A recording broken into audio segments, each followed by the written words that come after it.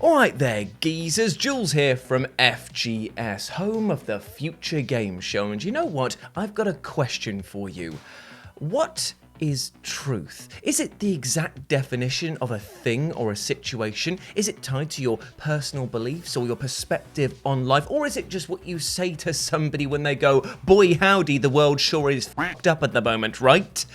Well, I've got the answer for you, my friend. It's actually none of these, because the real definition of what truth is whatever the hell video game developers tell you it is. That's right, it's getting all 1984 up in here today as we're exploring video games that said, nuts to this, I'm doing my own thing and you all better shut up about it. So let's talk about it before it changes again. As I'm Jules, this is FGS, and these are 7 video game retcons that became the new truth. And you know the drill by now, there's going to be a lot of deep cuts here because that is the name of this weekly segment after all. I'm Jules Gill, and this is the Deep Cut, baby.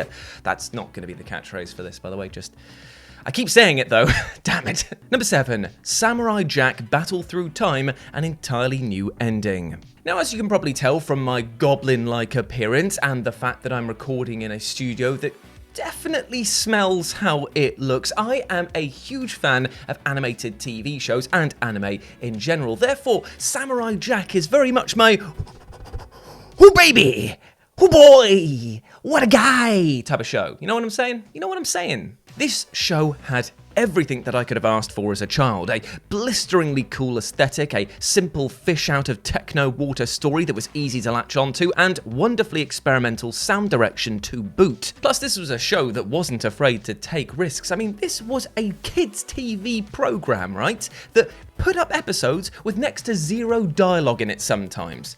And we were still just as invested as if it was dangling the keys right in front of our stupid faces. And things got even better when the series was picked up by Adult Swim to give it the send-off that it never actually got on Cartoon Network, and it ramped up the budget and the darker tone in spades. They even found enough space to introduce a romance subplot between Jack and Ashi that culminated, as all love in my life tends to do, in a rather depressing way, with Ashi disappearing after the death of Aku, seeing as she was born of his spirit. But here's the thing, a lot of fans weren't actually very happy with the ending here, mainly because it was quite ridiculous of the fact that Ashi waited until her wedding day to Control-Alt-Delete herself from existence, but thankfully the video game tie-in Samurai Jack Battle Through Time actually gave us not only a pretty standout game, but also an amazing new and canon ending. If the player was able to collect all of the missing family emblems, they would unlock a new ending in which Jack is shown to be alone, much in the same way as the series ended, except here the camera then pulls back to reveal that Ashi is still alive and sitting next to him under the same tree.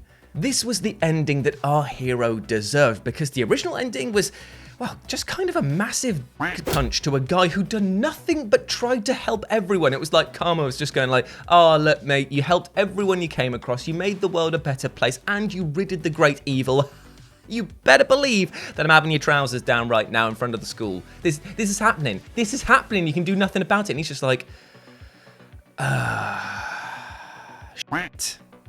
But not was this ending. That was a bad sentence structure. But you know what I'm saying? Great ending. And the fact that it's canon is even better.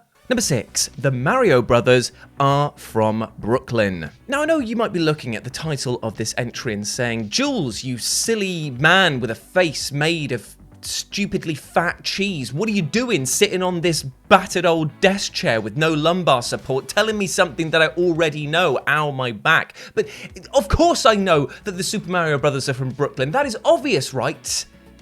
Right? Well, let's have a chat, come on.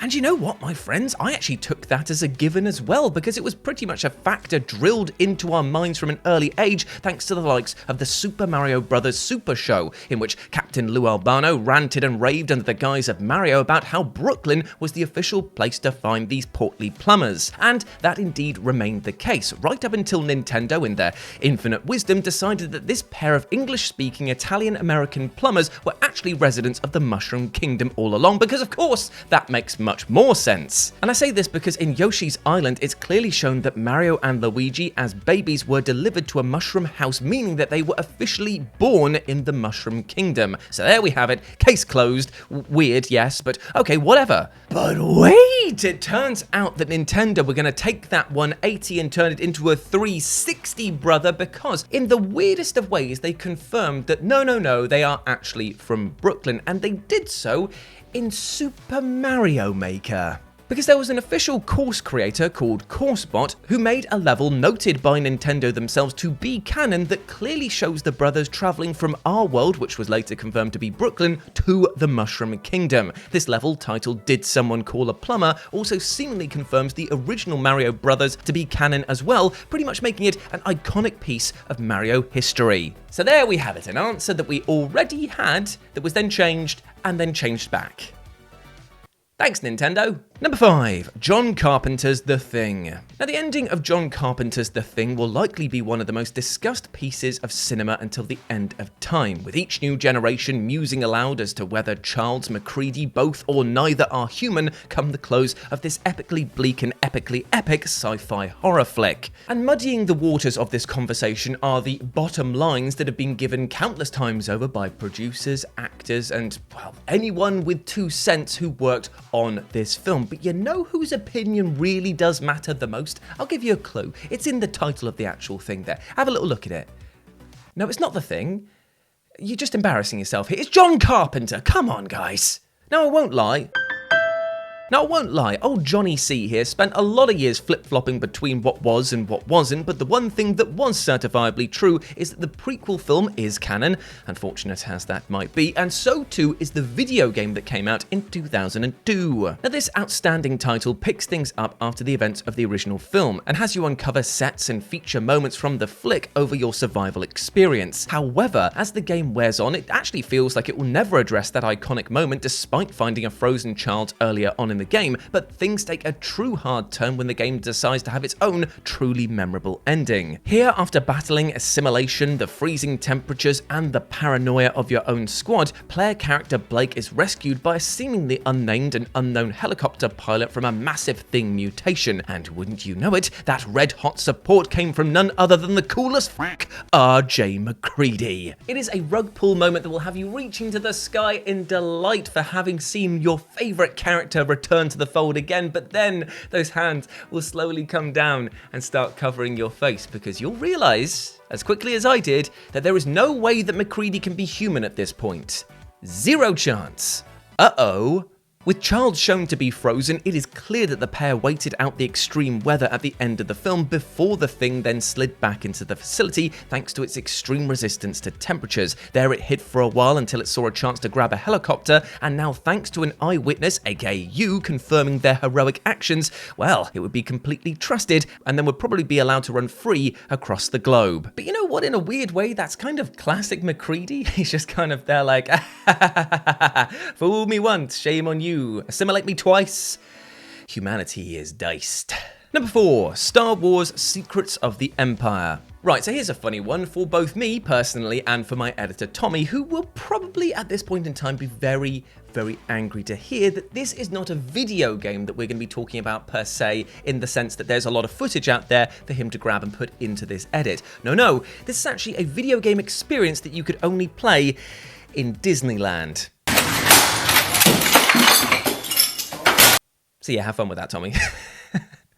For you see, my friends, Star Wars Secrets of the Empire is a fully VR video game experience that could only be played at Disneyland and has been discontinued, despite it looking and, from all accounts, sounding like one of the most immersive and enjoyable simulation titles out there. But what's stranger than all of this is that the script for this experience was penned by David S. Goyer and was confirmed to be 100% canon. And it tells the story of a group of rebellion soldiers looking to recover a strange artifact on the orders of Cassian Andor. And by strange artifact, I mean an actual loot box, which is also pretty funny. However, it was what's in the box. You know what? I can't actually just say what's in the box. You have to do the Brad Pitt impersonation at this point. However, what's in the box? Frosted Flakes? Damn. However, it was what was in the box that fans were the most interested in learning about, obviously, and to be honest, if you are a deep-cut Star Wars fan, it won't disappoint, as this crate held a proto-saber, which was the original design for what would become the lightsaber further down the line, and was owned by none other than Lady Corvax, who was the wife of Lord Bishop. I don't actually know these characters, I won't lie. But it sounds impressive. Corvax and Bishop back it again. What are they like? The pair of silly idiots. Swinging off a proto-saber. That's what I imagine their stories were all like. Probably not at all, because most things that happen in the Star Wars, like books, novels and stuff like that, outside there, pretty depressing. From what I've heard, super depressing. So I'm going to go out there without having looked at any information about these two characters, and I'm going to say that he killed her. I'm just going to put out there, is that true, Tommy? Am I on the right thing? Did she kill him? Did they kill each other? Did they stab each other at the same time, put on and said, oh, sweet proto-saber bro, and kill each other dead? Did neither of them die and they're still part of the Force? Actually, that's probably the most likely one, because everyone goes into the f***ing stream, don't they? Oh, I'm part of the Force now. A real original. I'm annoyed now and I've not even read it. Still, I got completely lost in the weeds there. This is a VR experience, it's 100% canon, and it's pretty cool if you're a Star Wars fan. Number 3, Sonic Generations. So we go now from a deep-cut park attraction to a game that was just like wading through deep caca now, because in order to talk about how Sonic Generations changed the Sonic franchise forevermore, don't worry, it's not actually that big a deal, just bear with me on that one, we have to talk first about Sonic Fighters. A game that lazily squirted itself out onto the gaming marketplace to the cries of no one, and answered the question that no one asked for, which was, oh, what if Sonic was in a fighting game? No one cares. No one wanted this game. It was absolute dog dick. To call this game lazy is an insult to the very act of sleeping, because this game barely functioned and looked like reheated plague. And no, I'm not just saying that because my cousin's mate had the game and forced us all to play it over and over because it was the one thing that he could win at consistently, but yes, it goes a large way to explain why I cannot stand this title. Yet you know what? As stanky as Sonic the Fighters was, it was actually done dirty by the people who were heading up the Sonic comics at the time, Archie Comics. And if you were confused by that sentence, then so too were some of the characters here, because they had their hero alignment swapped to villains. Because unfortunately that was what happened to Bark the Polar Bear, who should have had an ice pun for their name, come on guys, and Bean the Dynamite, who should have been called anything related to a woodpecker, because apparently that's what the fuck it is, were turned from being heroes to villains without even being consulted. Because in Sonic Fighters, Bark and Bean were teamed with Fang the Sniper, who was, if we're being honest, a total and utter shit. He was kind of that one mate that we all had growing up, where they would just always get everyone else into trouble, but never be around to pay the karmic bill, so they'd never learn anything from the experience. Unfortunately, it soon became a case of guilty by association for Bark and Bean, who were presented in the Archie comics that followed as being part of Fang's evil intentions. A decision that was made by the comic writers based on zero research into Sonic Fighters itself. For if they did even a split second of actual research, they'd have seen that this heel turn was massively unwarranted. But now I hear yourself asking, how does Sonic Generations fit into all of this? Well, thanks to an Easter egg that actually effectively became the canon going forward, you can find wanted posters for not only Fang the Sniper, but Bark and Bean as well, who are actually listed as being armed and dangerous. I mean, I'd be pretty whacked off if Sonic the Fighters was my only video game outing.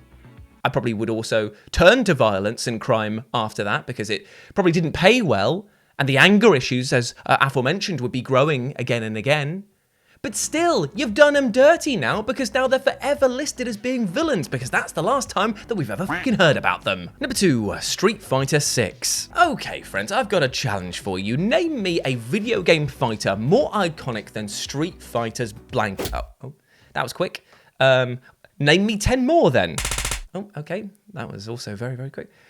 Well, you know what? Just get these out of the way, We can still all accept he's very, very cool. From his debut in Street Fighter 2, where he became the cheapest and most effective way of never being invited to play the game again thanks to spamming his shock attacks, all the way to his current iteration in Street Fighter 6, stealing the show thanks to his adorable Blanka-chan plushies, this Brazilian bolt of lightning has zapped the hearts and minds of Street Fighter fans the world over. Plus, he's actually also been at the epicenter of one of the series' most evolving and strange mysteries, namely, how has he got green skin? Or why has he got green skin? Or when is he? No, not that one. Well, things got off to a strange start when the origin stories for the Japanese and Western audiences were actually totally different. In the US version, Blanka's plane was hit by lightning, and this changed the pigmentation in his skin and also gave him his lightning abilities. In the Japanese version, well, apparently he just loved electric eels and they transferred their shocking powers to him. Classic superhero origin story there. I rubbed on some eels and I got my electric powers. Oh my god, he could be the jelly deal geezer. Yes. Eventually, Japanese players would have their version of events retconned into the Western origin story, and both agreed that the lightning strike was the cause of his green skin. Sunrise, sunset. The world went on happy in the knowledge that this was the true and always would be. Except then, in Street Fighter 6, along came Blanka himself and basically says, and I'm definitely paraphrasing here, "Alright, Gov, yeah, green skin, just rubbed a load of dead bugs over me and got lightning powers because of them bugs." I also rubbed myself on some plants too. Maybe don't go over to that tree. Very sticky right now, not sap. So yeah, he's apparently permanently cosplaying as Green Man from Always Sunny because all of the smashed bugs and plant life that he's rubbed all over himself has dyed his skin permanently. Yeah, that's right, Street Fighter 6 thought that lightning equals green was too silly, and so explains that Blanka actually permanently dyed his skin by rubbing bugs and leaves all over his body for years, and that somehow gave him his lightning powers. Listen, I'm not taking any chances. If there is an opportunity to gain lightning powers from just doing this, ow, ow, ow, why did I choose a cactus? Ow, ow, ow. Then I'm going to take it. Ow, ow, ow. I'm going to be here for a while. Just cut to the next entry. Ow, ow, ow, ow, ow. Oh, right, I was gonna grab a plant to rub on my face. Just do a PNG of a plant here. And number 1, The Matrix Online. And so we close with a deep cut of a slightly different sense here, because it's a double whammy in the sense that this is a game that not many people speak about today because it is deader than a dodo, but also because it also killed off one of the movie franchises, in this case The Matrix's most iconic characters. Because today, my friend, we're talking about the death of Morpheus. Morpheus is dead, long live Morpheus. This was the cry heard around the servers of The Matrix Online when Morpheus took several blue pills to the head, courtesy of the Assassin, a malevolent fly-based force that murked Morph in moments. Now, as fans of the series, we were probably just sitting there thinking when this live event actually happened, just going like, oh, okay, well, I'm sure he'll be back. It's Morpheus after all. I mean, he's not just gonna die here in some alleyway, right? Right? Right? Wrong. Nope, this is the canonical death of this iteration of Morpheus, and was confirmed by the Wachowskis to be the certified end of this character. It was rather shocking to say the least, and even more so when the events of this game seem to have affected the choice to not bring Lawrence Fishburne back to the fold for Matrix Resurrections. Now, admittedly, we are told in the 4th film that Morpheus lived a long and happy life in Zion, but those two events of being capped in the head within the Matrix, which obviously has a indeterminate timescale between these two events, could mean that this all happened, and would explain why we got a new Morpheus in that film as well. Either way, he went down doing what he loved, walking whilst an explosion went off in the room next to him. Classic Morpheus, right? He was always doing that. It's quite annoying, actually. And there we go, my friends. Those were 7 video game retcons that became the new truth. I hope that you enjoyed that, and please let me know what you thought about it down in the comment section below. And if you want to chat to me on the social medias, you can follow me here over on all of my handles, and you should also make sure you follow Tommy, my lovely editor, over here as well. He's a good boy. Give him a kiss on the top of the head. I'll start. Good boy, Tommy. That was a bit patronizing. I didn't mean like that. That's just like a friendly kiss, man, dude. Dude, chill. And make sure you subscribe to FGS as well to stay updated on our daily gaming content, and also to be notified when the new Deep Cut drops next Friday, baby! Damn it, I did it again. But before I go, I just want to say one thing. Even though we spoke today about retcons that became the new truth, there has always been one truth that is constant, and that is that you, my friend, yes, you watching this video, are a massive ledge, and you deserve all the love and respect and happiness in this world because, well, like I said before, you bloody well deserve it, alright? So treat yourself with that love and respect. Make sure you do the same for your neighbor as well, and get out there and spread positivity and happiness, because that's the only way we're going to get through this goddamn thing together, all right? Big love to you, my friend. Take it easy, and I'll see you next week for another Deep Cut baby. Damn it. Bye.